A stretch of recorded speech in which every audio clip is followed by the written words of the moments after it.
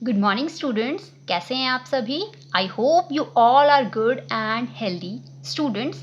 This is your maths class. ये आपकी कौन सी क्लास है? मैथ्स की क्लास है। So take out your maths book. सभी बच्चे अपनी मैथ्स की बुक निकाल लेंगे। साथ में अपने साथ सभी बच्चे एक रफ नोटबुक भी निकालेंगे। ठीक है, सभी बच्चे जल्दी से अपनी मैथ्स की बुक निकाल लीजिए। Very good. सभी बच्चों ने अपनी मैथ्स की बुक ओपन कर ली होगी, तो चलिए बेटा हम स्टार्ट करते हैं। सभी बच्चे अपनी मैथ्स की बुक का पेज नंबर 108 ओपन करेंगे। विच पेज नंबर बेटा? Page number 108, this page number. Okay, सभी बच्चों ने पेज नंबर 100 निकाल लिया अपनी मैथ्स की बुक का। लास्ट क्लास में हमने क्या किया था बेटा? इस चैप्टर में लास्ट क्लास में हमने किया था एक्सरसाइज 6A का क्वेश्चन नंबर 1। ठीक है, लास्ट क्लास में हमने क्या किया था बच्चे? एक्सरसाइज 6A का क्वेश्चन नंबर 1 हमने सॉल्व किया था। Today we have to do question number 2। आज हम क्या करने वाले हैं? Question number 2। एंड बेटा मैंने लास्ट क्लास में आपको समझाया था कि किसी भी फ्रैक्शन को परसेंटेज फॉर्म में कैसे कन्वर्ट करते हैं। एंड स्टूडेंट्स, आई होप आप सभी लोगों ने फ्रैक्शन को परसेंटेज में कन्वर्ट करना अच्छे से सीखा होगा। ठीक है, लास्ट क्लास में मैंने आपको होमवर्क भी दिया था। होमवर्क में मैंने आपको बोला था सभी बच्चों को डी से लेकर जेड पार्ट तक अपनी होमवर्क नोटबुक में करना है सॉल्व। ठीक है, आई होप सभी बच्चों ने सॉल्व कर लिया होगा। बेटा अगर किसी बच्चे को डी से लेकर जेड पार्ट तक फ्रैक्शन को परसेंटेज में कन्वर्ट करने में कोई दिक्कत परेशानी आई हो, अगर किसी बच्चे को कोई डाउट्स वगैरह आए हों, यू कैन आस्क मी। ठीक है, you can contact me and I will solve your doubts. ठीक है बेटा, चलिए आज की क्लास में हम करेंगे। बेटा हम स्टार्ट करते हैं क्वेश्चन नंबर 2। आज की क्लास में हमें क्या करना है? Question number 2। And what is written in this question? चलिए रीड करते हैं। आप भी मेरे साथ साथ रीड करिएगा और समझिएगा। Right each of the following into percentage. बेटा आपको कुछ फ्रैक्शंस दिए गए हैं इस क्वेश्चन में। इन फ्रैक्शंस को आपको किस फॉर्म में कन्वर्ट करना है? Correct, you have to convert these fractions into percentage form. किस में कन्वर्ट करना है आपको? परसेंटेज फॉर्म में कन्वर्ट करना है। किसे कन्वर्ट करना है? You have to convert these fractions into percentage form. आपको कितने फ्रैक्शंस दिए गए हैं यहाँ पर? ए पार्ट से लेकर आर पार्ट तक आपको फ्रैक्शंस गिवन है। You have to convert all these fractions into percentage form. तो चलिए करते हैं। कैसे सॉल्व करेंगे हम? आप सब यही सोच रहे होंगे। चलिए अब स्टार्ट करते हैं। तो चलिए सभी बच्चे क्वेश्चन नंबर 2 का ए पार्ट देखेंगे। Which part? A part. A part में हमें दिया गया है 3/4। Which fraction is given in A part? Correct, 3/4। And we have to convert this 3/4 into percentage form. हमें 3/4 को परसेंटेज के रूप में लिखना है। तो चलिए बेटा सॉल्व करते हैं। Let's start. आप भी मेरे साथ साथ सॉल्व करेंगे। सबसे पहले इस क्वेश्चन को समझेंगे, देन आपको भी इस क्वेश्चन को सॉल्व करना है।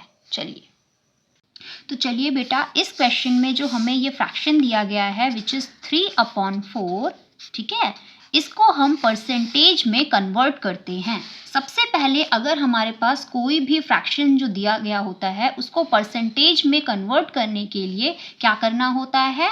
करेक्ट, हमें उसे 100 से मल्टीप्लाई करना होता है। ठीक है, तो हमारे पास फ्रैक्शन क्या है? 3/4।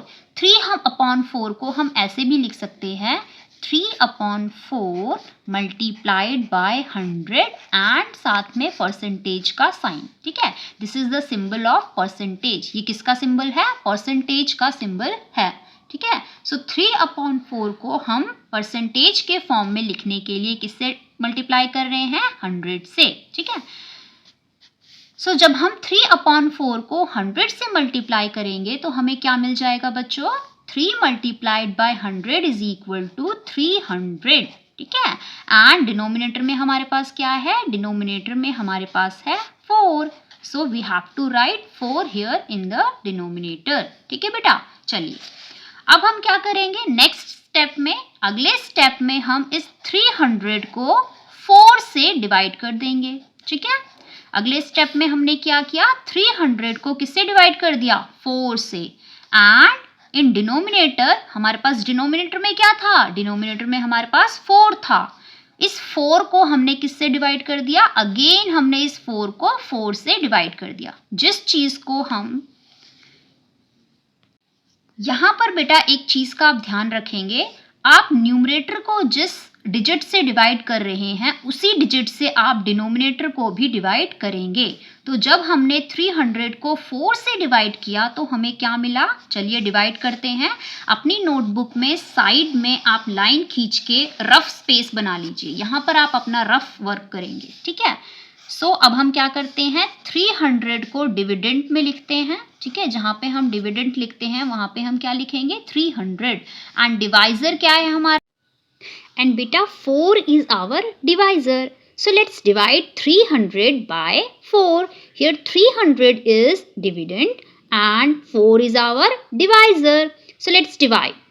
हम 4 को 300 से डिवाइड करते हैं। चलिए यहाँ पर बेटा देखिए 300, ठीक है। 300 में आप पहले दो डिजिट्स को देखेंगे, 3030, ठीक है। 4 के टेबल में 30 कितने टाइम्स में आता है, चलिए 4 का टेबल पढ़ते हैं। 4 1 जा 4, 4 2 जा 8, 4 3 जा 12, 4 4 जा 16, 4 5 जा 20, 4 6 जा 24, 4 7 जा, यस बेटा 4 7 जा 28।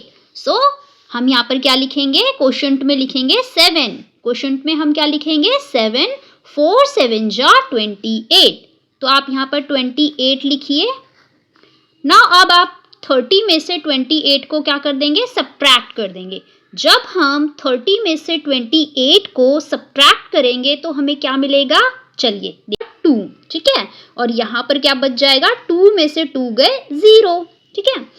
अब आप देखिए यहाँ पर एक 0 रिमेनिंग है। आप इस 0 को नीचे उतार लेंगे, ठीक है। इस 0 को आप नीचे लिख लेंगे तो यहाँ क्या हो जाएगा 20।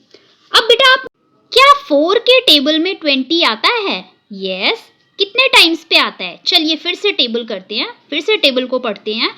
4 1 जा 4, 4 2 जा 8, 4 3 जा 12, 4 4 जा 16 एंड 4 5 जा व्हाट, 4 5 जा क्या होता है बच्चे, 4 5 जा 20, ठीक है।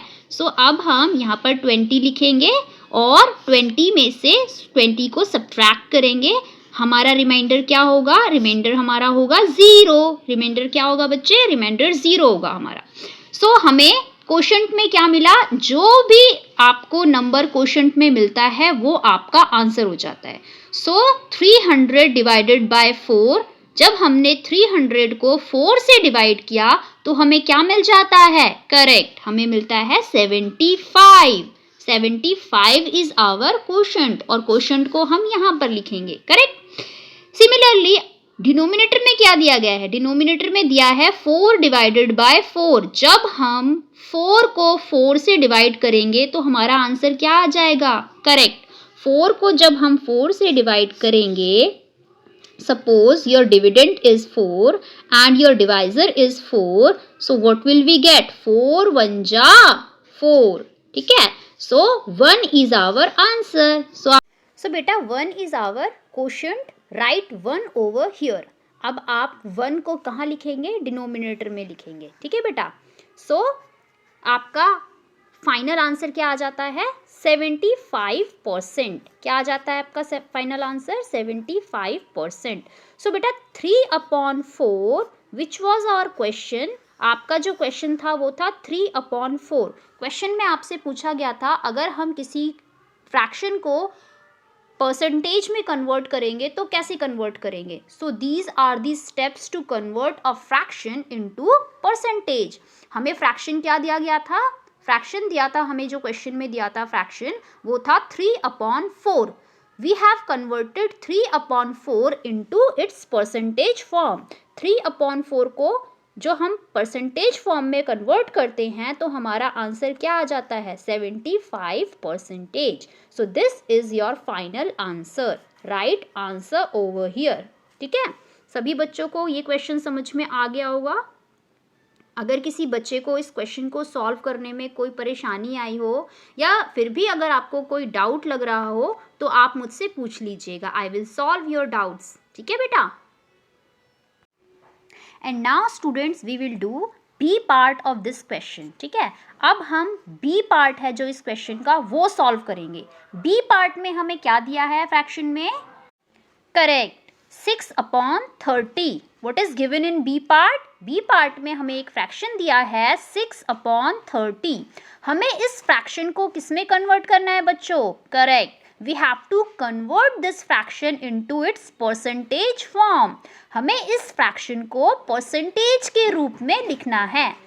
ठीक है, हमने ए पार्ट में कन्वर्ट करना सीखा. सिमिलरली सेम मेथड से हम बी पार्ट में भी इसी प्रकार से कन्वर्ट करेंगे फ्रैक्शन को परसेंटेज में. So let's do it. चलिए करते हैं. Students look at this fraction 6/30. ठीक है, first of all what we have to do, we have to multiply this fraction by 100. so let's multiply this fraction by 100. चलिए इस fraction को हम किससे मल्टीप्लाई करते हैं? 100 से. Write down this fraction over here. हमने इस फ्रैक्शन को यहाँ लिखा, इक्वल टू का साइन लगाएंगे and to convert it into its percentage form we have to multiply this fraction by 100. Student मैंने आपको एक चीज़ सिखाई थी, जब भी हम किसी फ्रैक्शन को मल्टीप्लाई करते हैं किसी नंबर से या किसी डिजिट से, we have to multiply that numerator of that fraction with that, then we have to multiply the numerator of that fraction by that number. Suppose यहाँ पर हमें 100 से मल्टीप्लाई करना है किसी फ्रैक्शन को, तो यहाँ पर हम उस फ्रैक्शन के न्यूमरेटर को मल्टीप्लाई करेंगे किससे? 100 से. So let's multiply.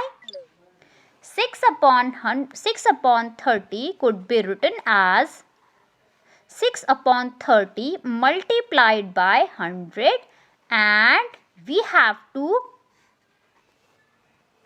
write the symbol of percentage over here. हमें यहाँ पर परसेंटेज का जो सिंबल है वो भी लिखना पड़ेगा, क्योंकि हम फ्रैक्शन को परसेंटेज में कन्वर्ट कर रहे हैं, तो साथ साथ हमें परसेंटेज का सिंबल भी यहाँ पर लिखना पड़ेगा. जब हमने इसको 100 से मल्टीप्लाई कर दिया तो ये फ्रैक्शन अपने आप में ही ये क्या बन जाता है? एक परसेंटेज बन जाता है. ठीक है, सो लेट्स मल्टीप्लाई.